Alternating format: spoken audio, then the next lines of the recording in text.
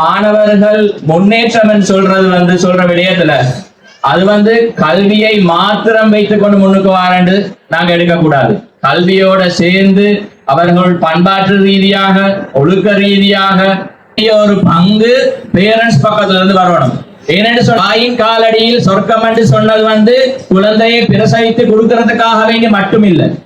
குழந்தையை பெற்று போட்டு அவங்கள சமூகத்துக்கு நல்ல பொறுமதியான நல்ல உதாரண புருஷர்களாக சமூகம் பயன்படக்கூடிய ஒரு இளைஞர்கள் யுவதிகளாக அந்த சமூகத்துக்கு கொடுக்கிற பங்களிப்புல பெரிய பங்களிப்பு செய்யறது தாய்மார் பெற்றோர்கள் என்ற ரீதியில பிள்ளை வளர்ப்பு என்ற ரீதியில நான் எப்பயுமே நான் சொல்ற ஒரு விஷயம், தாய்க்கு எந்த அளவு பங்கு இருக்குதோ அந்த அளவு பங்கு தந்தைக்கும் இருக்கணும். அப்பதான் அந்த வீட்டுல இருக்கிற பிள்ளைகள் நாளைக்கு நல்ல சாதனைகள் புரியக்கூடிய ஒரு இளைஞர் யுவதிகளாக வாரது. அது எங்கட வீட்லயும் நான் அனுபவ ரீதியாக கண்டேன். என்ற நண்பர்களை நான் காட்சி பார்த்தேன்னு சொன்னாலும் எல்லாரோட வீட்லயும் அந்த அளவு கிட்டத்தட்ட ஒரு பேக்ரவுண்ட் நாங்க உருவாக்கணும். எல்லாருக்கும் பொறுப்பு இருக்குது, கிட்ட இருந்து படிச்சு கொடுக்கணும் நான் சொல்ல வர இல்லை. ஆனாலும் அந்த ரெஸ்பான்சிபிலிட்டி அந்த பெரிய பங்கு ஒரு வீட்டு சூழல்ல நாங்க இந்த ஸ்டூடெண்ட்ஸுக்காக இந்த மாணவர்களுக்காக உருவாக்கணும். அப்படி உருவாக்கினாத்தான் பிள்ளைகள் நல்ல நிலைக்கு வருவாங்க. ஒரு கால்குலேஷன் பார்த்தேன்னு ஒரு நாளுக்கு 24 மணித்தியாலம் 24 மணித்தியாலத்துல ஸ்கூலுக்கு மார்னிங் 7:30 to 1:30 போனோம்னு சொன்னா 5 hours. அதுக்கு பிறகு இந்த ஸ்டடி சென்டர் 3 hours 8 hours.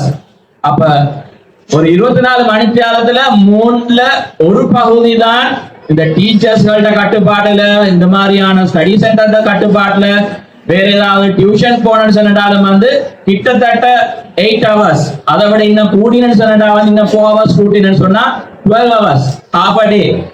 அவங்க எல்லாரும் சேர்ந்து வழிகாட்டுறது half a day, ஒரு 12 மணித்தியாலம்.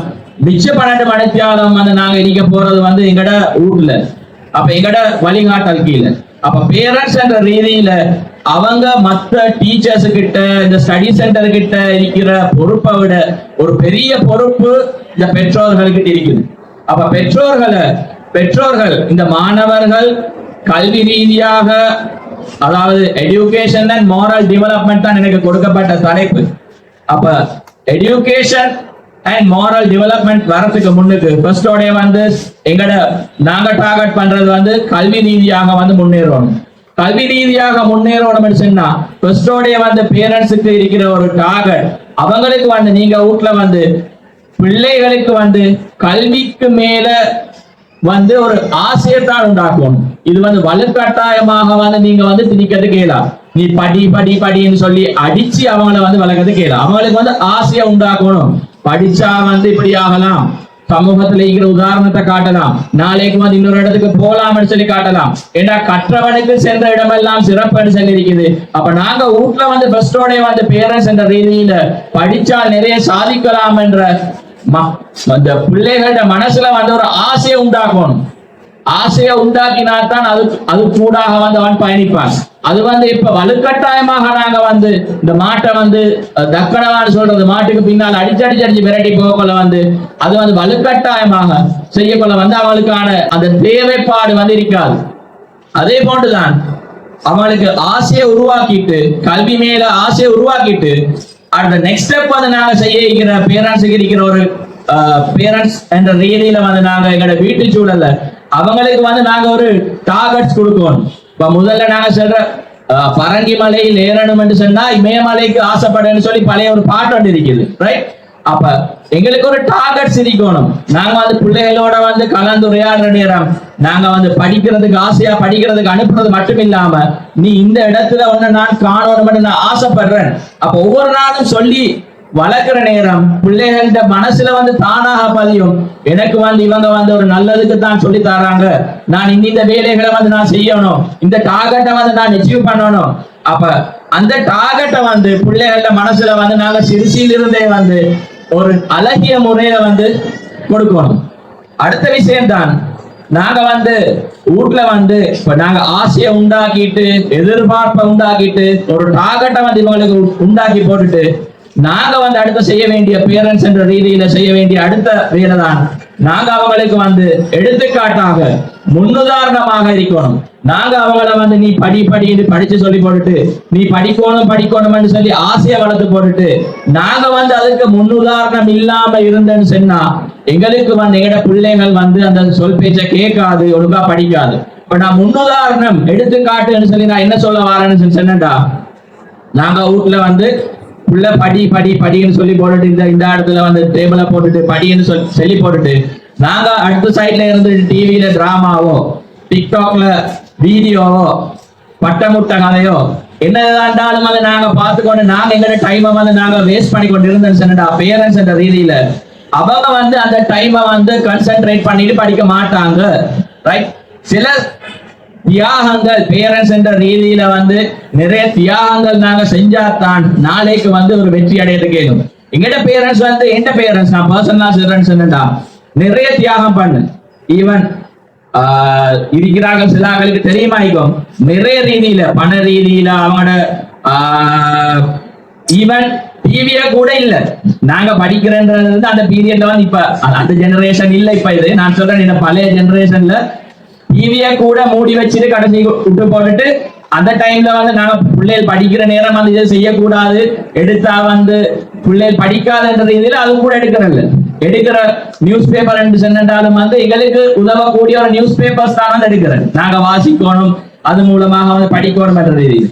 அப்ப நாங்க ஒரு எடுத்துக்காட்டா இருக்கணும். நாங்க ஆசையை உண்டாக்கிட்டு டார்கெட்டை வந்து விதைச்சிட்டு அதுக்கு பிறகு நாங்க வந்து ஃபீட்பேக்ஸ் வந்து பார்க்கணும். ஸ்கூலுக்கு போயிட்டு வந்தேன்னா இன்றைக்கு வந்து என்னத்த படிச்ச எங்களுக்கு தெரியாம இருக்கிறது கேளும். பிள்ளை என்ன படிக்கிற இப்ப புதிய சிலபஸா இருக்கிறது கேளும், அதுல இருக்கிற விஷயங்கள் தெரியாமலும் இருக்கிறது கேளும். ஆனண்டாலும் நாங்க வந்து ஒரு பிள்ளைகளுக்கு ஷெடோவாக இருந்து பின்னால இருந்து நாங்க கேர் பண்ற விஷயத்த வந்து பிள்ளைகள் வந்து தெரிஞ்சு சொன்னா தானா வளரும். இப்ப ஒரு ரோட்ல வந்து இப்ப மாடு எப்படி போறேன்னு சொன்னா முன்னுக்கு ஒரு மாடு போற நேரம் பின்னாடி இருக்கிற மாடு வந்து ஒரு பிரச்சனையும் இல்லாம ரோட்ல நேரம் ஒருத்தால் நடந்து போவோம். ஏன்னு சொன்னா அதுக்கு நல்லா பின்னாலதான் வந்து கம்பவுண்ட் எடுத்து வச்சுட்டு அவன் வாரான் மாட்டை கொண்டு போறவன். யானை பெருங்கரையில போற நேரம் சைடா அடிக்கிறவன் பாகான் வாரான். யானை வந்து அவன் பின்னால வாரான்னு சொல்லி அந்த நினைப்புலதான் வந்து யானையும் நேர போகுது, மாடும் நேர போகுது.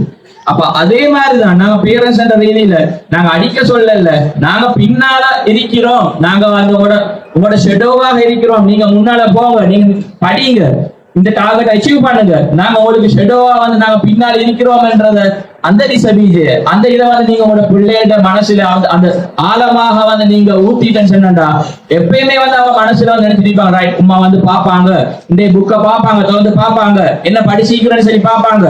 அப்ப அதை வந்து நாங்க ஃபீட்பேக் வந்து எடுக்கிறதுக்கு வந்து நாங்க ரெடியாக இருக்கணும்.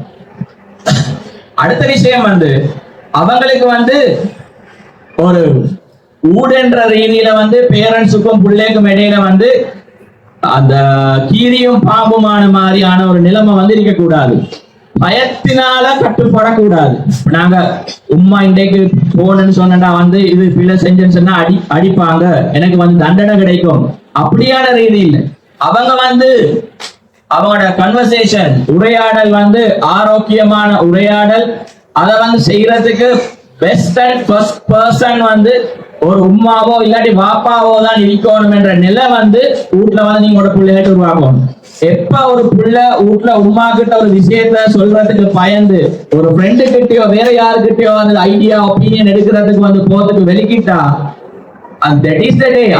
அந்த நாள் இருந்துதான் புள்ள வந்து கொஞ்சம் கொஞ்சமாக வந்து டீவியேட் ஆகி போறதுக்கான வார். ஆம்பளை பிள்ளைகளாக இருக்கிறதுக்கு மேலும் பொம்பளை பிள்ளைகளா இருக்கிறதுக்கு மேலும் ஃபர்ஸ்ட் கான்டாக்ட் வந்து எந்த விஷயமா இருந்தாலும் ஸ்கூல்ல இது பாடம் சம்பந்தமான ஒரு டவுட் கிளியரன்ஸாக இருக்கிறதுக்கு கேளும், ஃப்ரெண்ட்ஸுக்கு இடையில நடக்கிற ஒரு பிரச்சனையா இருக்கிறதுக்கு கேளும், டீச்சர் ஏஜ்ல பிரச்சனையா இருக்கிறதுக்கு கேளும், வார வழியில நடந்த விஷயமா இருக்கிறது கேளும், எந்த விஷயத்தையும் மறக்காம மனம் விட்டு வாய் துறந்து பேசக்கூடிய ஒரு இடம் வந்து தாய்கிட்ட வந்து இருக்கணும். அப்ப அந்த நிலைமையில தான் வந்து உங்களை நம்பணும்.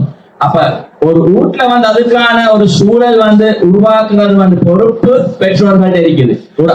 ஓர்டரை போட்டு அவங்க செய்யற மாதிரியான இருக்காம அவங்களோட வந்து நல்ல ஆரோக்கியமான உரையாடலா இருக்கணும். அடுத்தது வந்து அவங்களுக்கு வந்து நல்ல சுதந்திரமாக நாங்க இருக்கிறோம் என்றதை வந்து அவங்களுக்கு வந்து நாங்க உணர வைக்கணும்.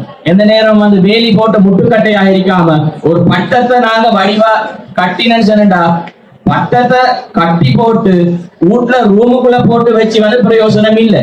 வீட்டுல பட்ட மனுஷன்னா வந்து பறக்கணும். பறக்கிறது எப்படி? நாங்க வந்து அந்த நூலால பிடிச்சி பட்டத்தை பறக்க விடுற நேரம் தான் அந்த பட்டத்துக்கு பொறுமதியும் இருக்கும், பட்டத்துக்கு அழகு வடிவு எல்லாம் இருக்கும்.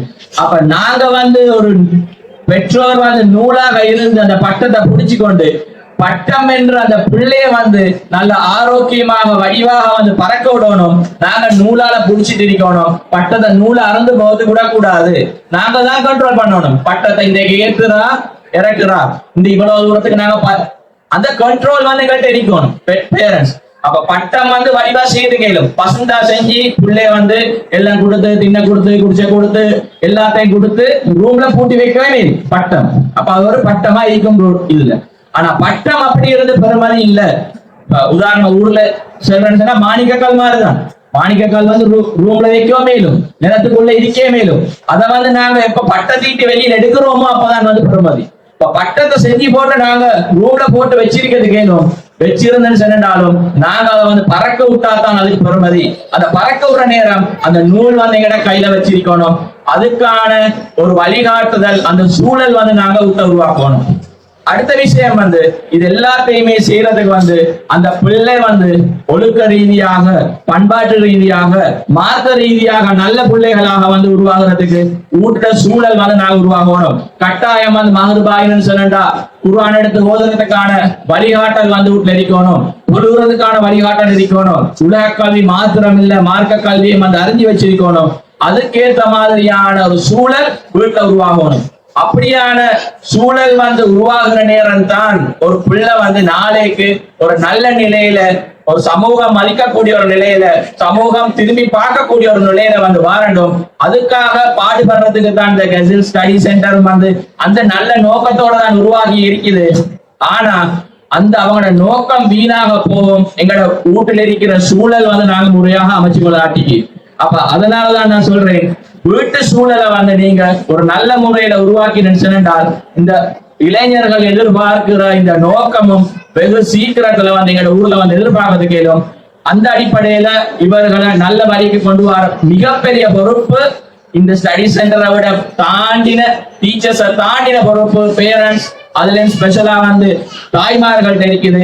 எனவே இதை உணர்ந்து பொறுப்பாக இவர்களை நல்ல வழிநடாத்துவதற்கு உங்களுடைய ஒத்துழைப்பை வழங்குமாறு நான் தயவாய் வேண்டிக் கொள்கின்றேன். வாய்ப்பளித்ததற்கு நன்றி. ஜஸாக்குமுல்லாஹ் ஹைரன். அஸ்ஸலாமு அலைக்கும்.